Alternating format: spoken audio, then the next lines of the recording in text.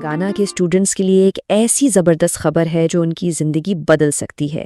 جی ہاں، جاپان کا مشہور ساکورا سائنس پروگرام بلا رہا ہے اور اس بریفنگ میں ہم تفصیل سے جانیں گے کہ یہ موقع کیسے حاصل کیا جا سکتا ہے۔ تو آئیے شروع کرتے ہیں۔ کبھی سوچا ہے کہ جاپان کی جو کٹنگ ایج ٹیکنالوجی ہے اس سے بالکل قریب سے دیکھنا کیسا لگے گا؟ یہ پروگرام اسی خواب کو حقیقت بنانے کا ایک شاندار موقع ہے۔ یہ صرف ایک ٹرپ نہیں بلکہ مستقبل کی ایک جھلک ہے۔ اچھا، تو اگلے چند منٹوں میں ہم اس پروگرام کو پوری طرح سمجھیں گے۔ ہم دیکھیں گے کہ یہ موقع ہے کیا، کون اس کے لیے اپلائی کر سکتا ہے، سلیکشن کا پروسیس کیسا ہے، اور ہاں، سب سے اہم، کون سی تاریخیں یاد رکھنی ہے۔ تو سوال یہ ہے کہ آخر یہ ساکورا سائنس پروگرام ہے کیا؟ دیکھیں، یہ کوئی عام ٹور نہیں ہے۔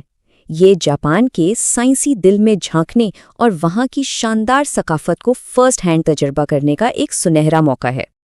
اور یہ کوئی سنی سنائی بات نہیں ہے، یہ سب کچھ بالکل آفیشیل ہے، جو تلنگانہ کے SCERT کے جاری کردہ سرکولر پر مبنی ہے۔ مطلب یہ ایک حقیقی اور تصدیق شدہ موقع ہے۔ اس پروگرام کے پیچھے ہے جاپان کی سائنس اور ٹیکنالوجی ایجنسی یعنی JST، اور ان کا مقصد بالکل صاف ہے۔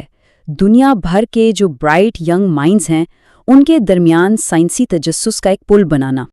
اور یہ صرف لیبز دیکھنے تک محدود نہیں ہے۔ ذرا امیجن کریں، جدید ترین ٹیکنالوجی کو اپنی آنکھوں سے دیکھنا، دنیا کے مشہور سائنسدانوں سے ملنا اور جاپان کے اسٹوڈنٹس کے ساتھ مل کر نئے آئیڈیاز شیئر کرنا، مطلب ایک مکمل پیکیج ہے۔ تو اب آتے ہیں سب سے ضروری سوال پر، اس زبردست موقع سے فائدہ اٹھا کون سکتا ہے؟ چلیے، اسٹوڈنٹس اور ٹیچرز دونوں کے لیے اہلیت کے معیار کو تفصیل سے دیکھتے ہیں۔ اگر کوئی اسٹوڈنٹ یہ دیکھ رہا ہے تو اب ذرا غور سے سنیں۔ یہی وہ حصہ ہے جو فیصلہ کرے گا کہ اس ناقابل یقینی سفر پر جایا جا سکتا ہے یا نہیں۔ آئیے دیکھتے ہیں کہ کون سی شرائط پوری کرنی ہوں گی۔ یہ ٹیبل دیکھیں، اس میں سب کچھ بالکل واضح ہے۔ ایک طرف ہے لازمی شرائط، یعنی ان کے بغیر تو اپلائی نہیں کیا جا سکتا، جیسے 10ویں میں 10 CGPA، 11ویں میں سائنس اور NMSS اسکالر ہونا، جو کہ ایک قومی میرٹ اسکالرشپ ہے۔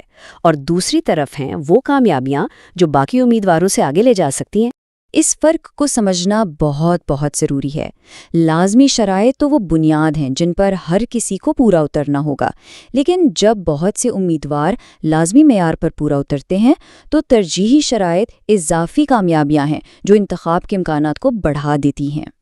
یہ پروگرام صرف اسٹوڈنٹس کے لیے نہیں ہے، ہر ضلع سے ایک گائیڈ ٹیچر کو بھی منتخب کیا جائے گا۔ تو آئیے دیکھتے ہیں کہ ان کے لیے کیا ضروریات ہیں۔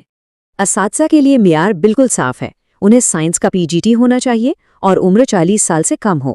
سب سے اہم بات، بہترین انگریزی اور کمیونیکیشن کی صلاحیتیں لازمی ہیں، کیونکہ وہ صرف ایک استاد نہیں بلکہ جاپان میں تلنگانہ کے اسٹوڈنٹس کے لیڈر ہوں گے۔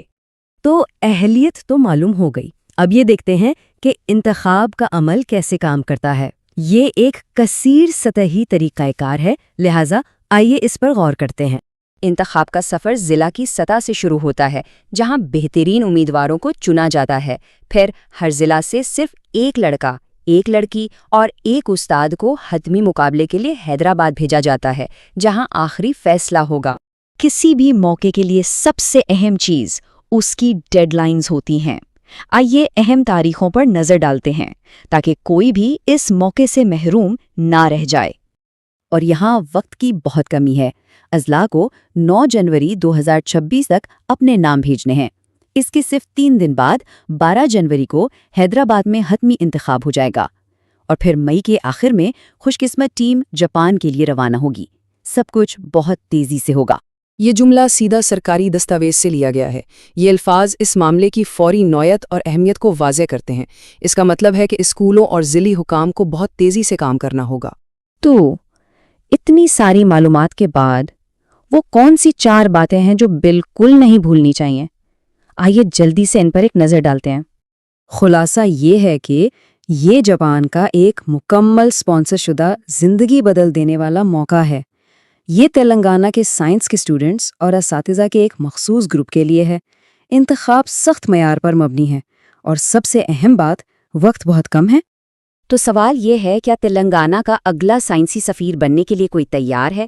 یہ صرف سیکھنے کا نہیں، بلکہ عالمی سطح پر اپنے اسکول، اپنے ضلع اور اپنی ریاست کی نمائندگی کرنے کا موقع ہے۔ اس موقع کو ضائع نہ کریں۔